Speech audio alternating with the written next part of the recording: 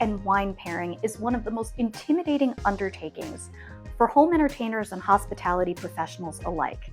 I mean, it's hard enough to memorize all of the different characteristics of the wines themselves without also having to think about the sometimes unpredictable interactions between the wine and food flavor components.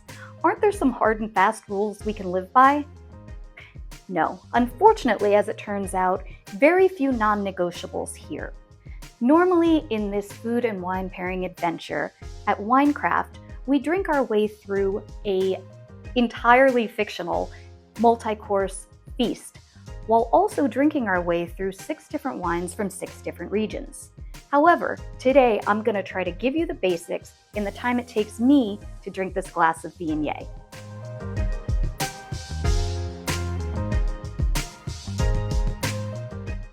Now, when we talked about wine tasting, we learned that some of the key components in wine are acid, tannin, sugar, and alcohol.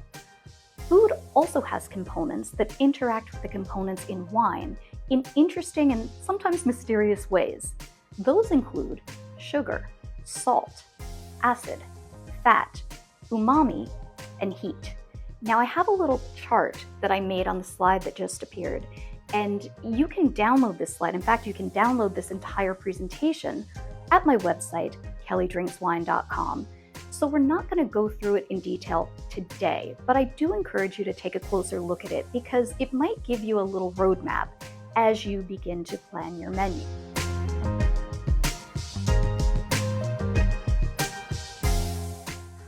Tip number 1, know your intention. What is it that you're setting out to accomplish? If we're in a restaurant and we're doing a chef tasting menu, we're trying to showcase the kitchen. So it's incumbent upon us as wine professionals to choose wines together with our vendors that best showcase those dishes, whatever they may be. However, if it's a winemaker's dinner, we're going to plan around the wines. We have a portfolio of different wines, and it's up to the chef to come up with dishes that pair well with those. Now, if you're entertaining at home, you've got a lot more freedom, obviously. If it is a holiday occasion, and Thanksgiving, for example, you kind of know what's on that table. Same with Feast of the Seven Fishes. But if it's a little bit less traditional, my best advice is to give yourself some type of rules to go by. A blank slate is one of the scariest things to stare into. It's like staring into the void. Pick a theme, pick a favorite family recipe, or pick a favorite bottle of wine and go from there.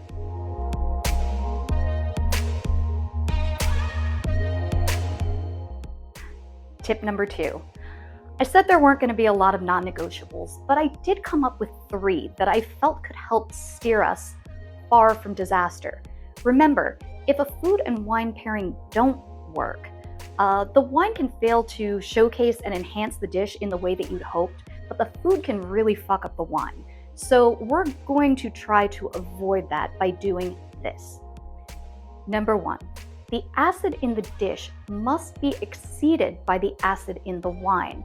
This is what makes ceviches and salads so difficult to pair with. Remember, in a salad, you're 100% up against that vinaigrette, not the other components. For me, the go-tos are French Sauvignon Blanc and Austrian Gruner Veltliner. These wines are acid freaks. They're the queens of acid. But the green notes also pair really well with the notoriously difficult to pair veggies. Non-negotiable number 2, the sweetness in a dish must be exceeded by the sweetness in the wine. Stop trying to tell us that chocolate and Cabernet Sauvignon pair well. They do not. Stop trying to pair champagne and wedding cake. This doesn't work for most people. Instead, you want to go for a luscious port to pair with chocolate. You want to go for a beautiful sauterne or a tokay for wedding cake. This is going to keep you out of trouble. Non-negotiable number 3. You see this in fine dining a lot. People trying to pair a Bordeaux or a Napa Cab or a red blend with a big giant seafood tower. Why do they do this? I think it's because those are some of the most expensive things on the menu, but also they might be thinking ahead to the steak that they ordered and pairing with that instead of the seafood tower. What's the problem? Raw shellfish, when it comes in contact with highly tannic wines, tastes metallic, almost like sucking on a penny, which is less than ideal. So, what's the solution? If you want to ball out, get a Blanc de Blanc for the tower, give it its own wine, and save the Cabernet for your steak.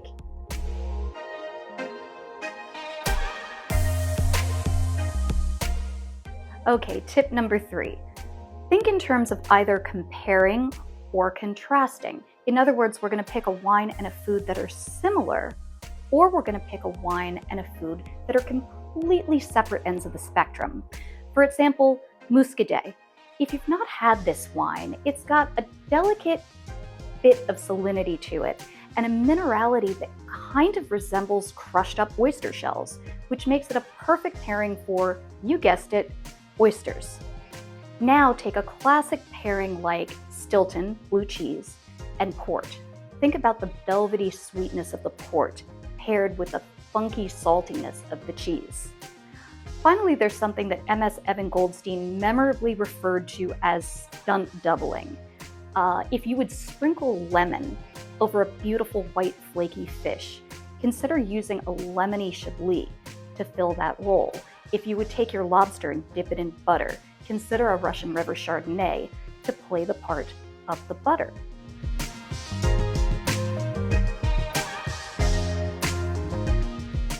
Tip number 4, sweet beats heat, and a couple other expert hacks. If we're going ethnic, think Chinese, Indian, Thai.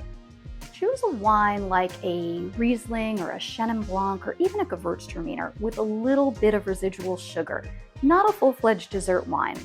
The sweetness in the wine will bring down the spice just enough to really bring out some of the other components in the dish. Now, if we're doing glazed wings, sweet chili sauce, even barbecue, things that contain both sweet and heat, these wines are excellent pairings for those as well.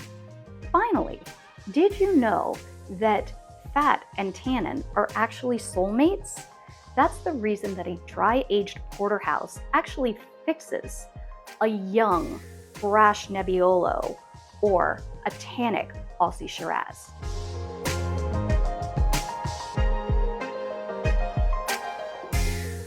Tip number 5, pair according to preparation. Think about this. Are you tired of reading on wine text sheets pairs well with poultry? So are we. Are we talking grilled chicken, roast chicken, fried chicken? If it's a grilled chicken, that sounds like something lighter. So I'm thinking a Pique Pool. But if it's a fried chicken, maybe I want a richer Alsatian Pinot Blanc. But wait, does our chicken have a sauce? For a piccata, I might go with a Soave. I like the mineral and the lemon. I think that would be a really nice complement for that dish. But if we're talking about a Parmesan, maybe we'll do a Nerello Mascalese based blend.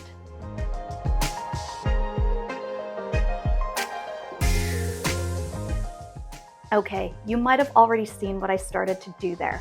Tip number 6, what grows together goes together.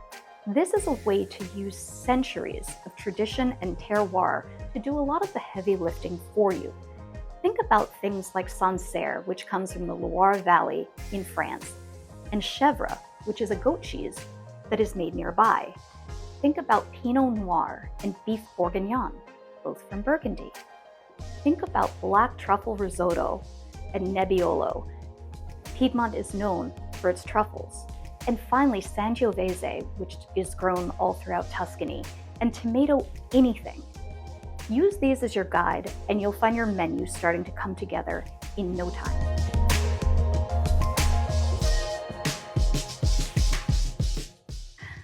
Finally, I just want to say that the perfect pairing is the pairing that you love, or if you're a hospitality professional, the pairing that your guest loved. These rules are in no way meant to tell you how you should feel or how you did feel about a particular wine and a particular dish. They're only meant to be touchstones, jumping off points to help you get started on your own journey of wine pairing. It's one of the things I really love about wine is the unique and unexpected way that we each experience things through our own lens. So Relax. It's just drinking. Cheers. How'd I do? Except for drooling. I got through it.